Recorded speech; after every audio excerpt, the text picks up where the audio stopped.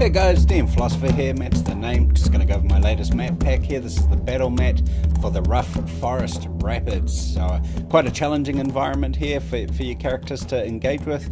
So let's jump in and have a look at this map. So this is the daytime gridded map, and obviously you've got a river that runs through the middle of the map, and lots of rocks that create a lot of turbulence, a lot of slippery rocks, whether it's just a standard river crossing where the characters are rock hopping across the river, lots of balance checks and so on like that. But you can imagine having a combat in the middle of that endeavour, especially by creatures that are more comfortable in the water or increased balance because they got multiple legs or something like that.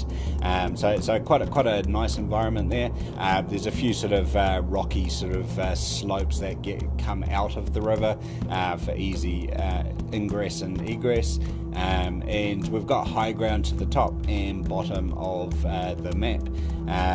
Plenty of high ground, with the sort of the rocky, soily cliff faces and plenty of rocks and something like that. So this is the daytime gridded map. We've got the daytime gridless, nighttime gridded, and nighttime gridless map. And then we've got these point of view shots, which make great player aids. They can be given to players to help them understand the scene, to see the layout of it. When you've got multiple height levels for your map, then that's where this sort of comes in quite handy. And these oblique angles are just good for showing the whole river bank and how they differentiate in height level. And looking up and down the river as well. So we've got exactly the same point of view shots, just taken at night time. You can see that the shadows create a much more sinister and dangerous feel. If you had a character, you'd be less likely to want to cross at night time just by showing some of these pictures. And also the shadows create a more sinister feel, just like there's something lurking there. And then we get to the variant map, and really the only variation here is the fact that there's a campsite there. So whether it's the PCs camping for the night, or whether there's other travelers or people that are hunting or something like that, that's what this map is good for. And the campfire sheds a lot of light, so I've taken some extra point of view shots. So there's the daytime and nighttime gridded and ungridded maps. And then I've taken some point of view shots that sort of highlight the light sort of reflecting off the cliff faces and so on. So this is just approaching the camp from the other the other riverbank, and this one's from up high on the riverbank.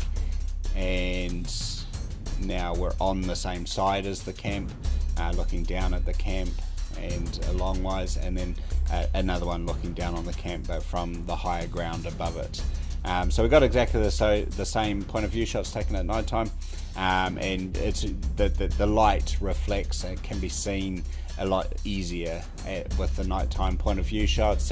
So you can understand why you can spot a campsite at some distance. The goblins, they don't just happen to be walking across that very point. The light draws them to the camps. So those are the point of view shots. So that's the Rough Forest Rapids. I've probably got one more to do of the Rough Forest series, so that way you can collect those maps and create a variety of battle spaces, encounter spaces. Make sure you're using different maps for consecutive encounters, so that way the players don't settle into a rhythm with a particular map, get a feel for that map and so on. So you can find that on RPG Now, and I'll post a link to that underneath my YouTube clip as per usual. So thanks for listening, and happy gaming, people.